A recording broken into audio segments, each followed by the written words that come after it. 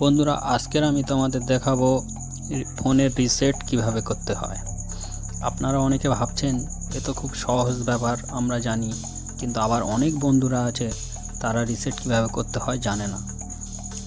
আবার অনেক ফোনের অনেক রকম সেটিংয়ের মাধ্যমে দেখিয়ে থাকে, অনেকের সমস্যা হয়ে থাকে। আজকের এই ভিডিও দেখলে পুরো সম্পূর্ণভাবে আপনারা বুঝতে পারবেন। আমার এই ছোট্ট ভিডিওটা একটু মন দিয়ে দেখুন, শেষ পর্যন্ত দেখুন, যাতে পুরোটা বুঝতে না কোনো অসুবিধা হয় আপনাদের।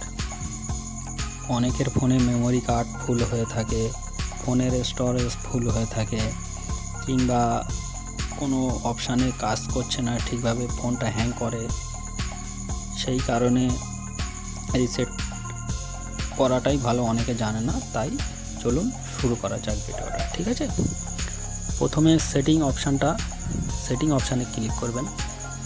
করার পরে দেখবেন এরকম অপশান শো হবে। আপনাদের সার্চ অপশান থাকবে, ওখানেই RESET রিসেট বলে লিখলেই রিসেট অপশান এসে যাবে। আমার ফোনে এই নিচে আছে সিস্টেম ম্যানেজমেন্ট। ভিভো ফোনে, ওপো ফোনে আলাদা সিস্টেম, ভিভো ফোনে সিস্টেম ম্যানেজমেন্টে ক্লিক করবেন। করার পরে একটু নিচের দিকে তুলবেন। আপনারা সার্চ করার পরে এই ব্যাকআপ অন রিসিট এই অপশানটা এসে যাবে। তো আমার এখানে ভিতরে আছে, আমি ক্লিক করলাম।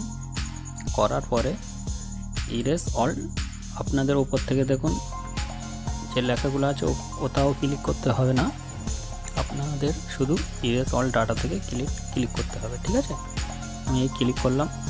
করার পরে দেখুন আপনাদের ওপরে যে ফরম্যাট ফোন স্টোরেজ ক্লিক করে দেবেন, ইরেজ SD কার্ডস ক্লিক করবেন। করার পরে ক্লিয়ার নাও এই যে নিচে অপশান আছে ক্লিক করবেন। করার পরে দেখতে পাবেন এখানে প্যাটম লক দিয়েছে।